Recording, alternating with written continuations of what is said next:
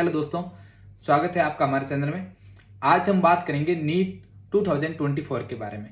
NEET 2024 में क्या क्या गड़बड़ी हुई है, कैसे पेपर लीक हुआ, कहाँ का पेपर लीक हुआ और आज तक क्या क्या सिचुएशन है, क्या क्या डिसीजंस आए हैं गवर्नमेंट के, आज की सिचुएशन क्या है और आगे क्या हो सकता है, उसके बारे में हम डिस्कस करेंगे। तो देखो, 5 मई को नीट का एग्जाम हुआ था।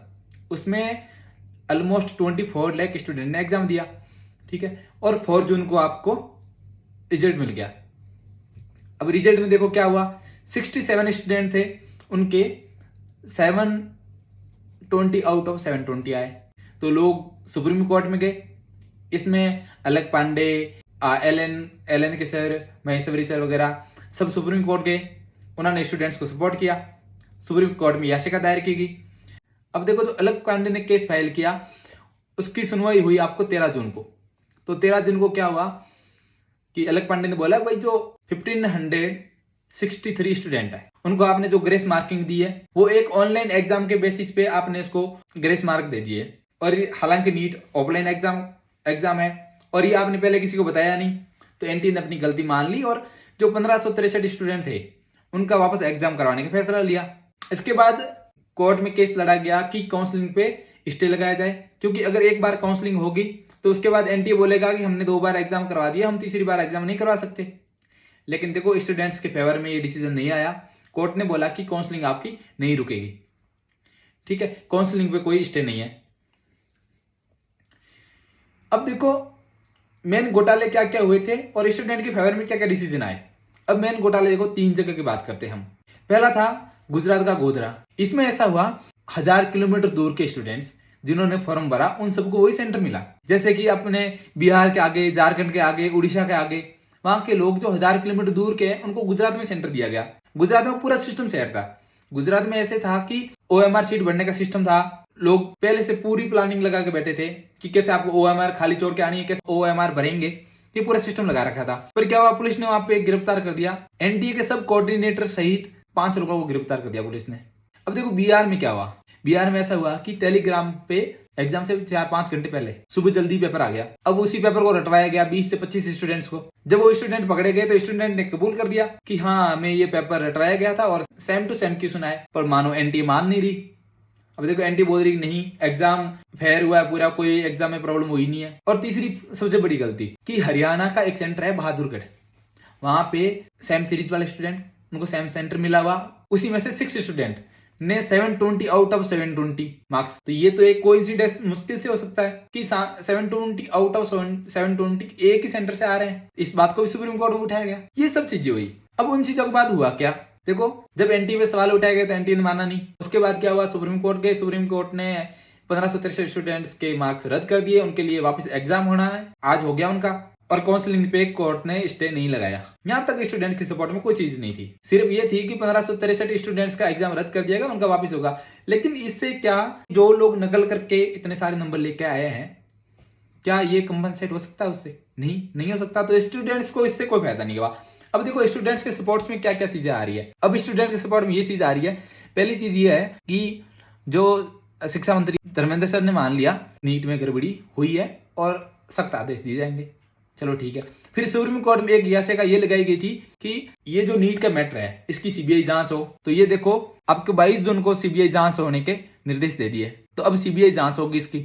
और एक और स्टेप ये लिया गया कि सुबोध कुमार जो एनटीए के डीजी थे, महानिदेशक थे, उनको हटा दिया गया और उसकी जगह प्रदीप सिंह खरोला, IAS प्रदीप सिंह खरोला को अभी डीजी बनाया गया है। लेकिन क्या ये सब चीजें स्टूडेंट के फायदे में कुछ है? कुछ नहीं है। डीजी हटाने से क्या, जो स्टूडेंट्स तो मेहनत करके 620, 630, 640 नंबर लेके आए थे, क्या उनका कुछ फायदा हुआ? उनको तो नहीं मिल रही ना सीट। इन सबसे स्टूडेंट्स को कोई फायदा नहीं हुआ। सुप्रीम कोर्ट ने भी मान लिया कि अगर नीट में आपकी 0.001% भी गड़बड़ है तो भी आपको उसको सुधार करना चाहिए और जो भी ऑफिसर्स इसमें इन्वॉल्व है उसके अगेंस्ट सख्त एक्शन लेना चाहिए। जब नीट के पेपर 30 लाख रुपए में, 30 लाख रुपए में, आप देखो नवभारत की न्यूज देखो, 30 लाख रुपए में नीट के पेपर बिके हैं, ठीक है। 1000 किलोमीटर दूर अपनी मनमर्जी का सेंटर मिल रहा है। अब देखो, बिहार में जो पेपर लीक हुआ तो पुलिस ने वो पेपर पकड़ दिया। पेपर पकड़ दिया तो पुलिस ने एनटीए से बोला भाई अपना ओरिजिनल पेपर दो, हम उसके साथ मैच करेंगे, लेकिन एनटीए ने अभी तक पेपर नहीं दिए थे उनको। फिर वहां से 2 ऑफिसर्स गए दिल्ली जाके प्रूफ लेके आए हैं। तो आप ये देखो, ये सब चीज होने के बाद, अब देखो ये सब होने के बाद आज की क्या सिचुएशन है। आज 24 जून हो गई। आज क्या हुआ, जो 1563 स्टूडेंट थे उनका री एग्जाम होना था, उसमें से कितने लोगों ने एग्जाम दिया, 813 स्टूडेंट्स ने एग्जाम दिया, बाकी ने एग्जाम नहीं दिया। क्या समझे इस बात से कि जो लोग सिलेक्शन के रेंज में थे उन्होंने तो नहीं दिया वापस एग्जाम, उनका सिलेक्शन तो भी हो रहा है, शायद नकल करके हो रहा हो।